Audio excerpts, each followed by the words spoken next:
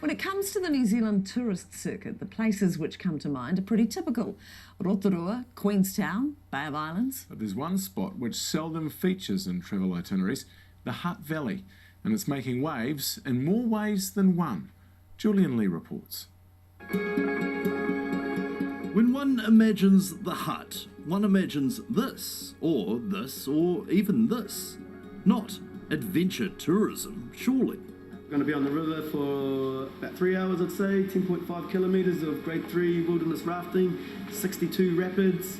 The river's at a nice semi-low flow today. The Hutt River, Te Awa Kairangi, 56 kilometres long. Ebden Town, Eldersley, Trentham, Hiratonga, Silverstream, all just down the road.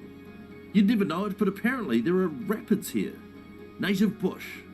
Yeah, beautiful scenery, untouched native ancient forest through the gorge, beautiful cascading waterfalls. We're going to stop for a nice lunch halfway. When you hear about the Hutt River, you know, especially if you're not from here originally, you look at it and you see this slow, meandering, flat thing. That's what we get a lot from most people that hear about it, like, oh, what, Wellington Rafting, you know, that flat section that you drive past the motorway. That once you go up higher into the mountains, we have hands down the best grade 3 wilderness river section in New Zealand that you could raft commercially.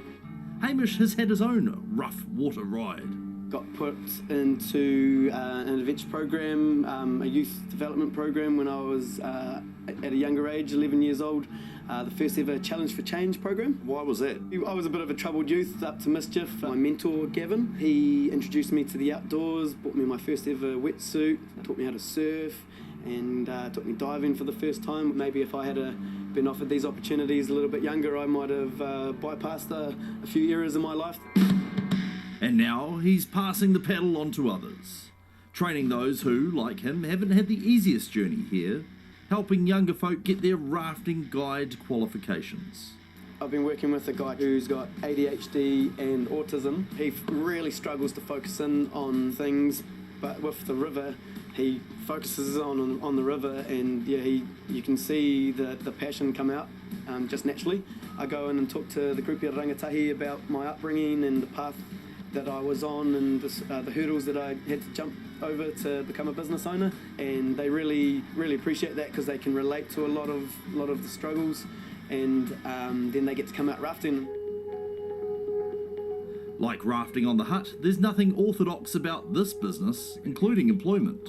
One day I was just chilling on the beach, like waxing my skimboard, and his dog ran up to me, and it was love at first raft guide.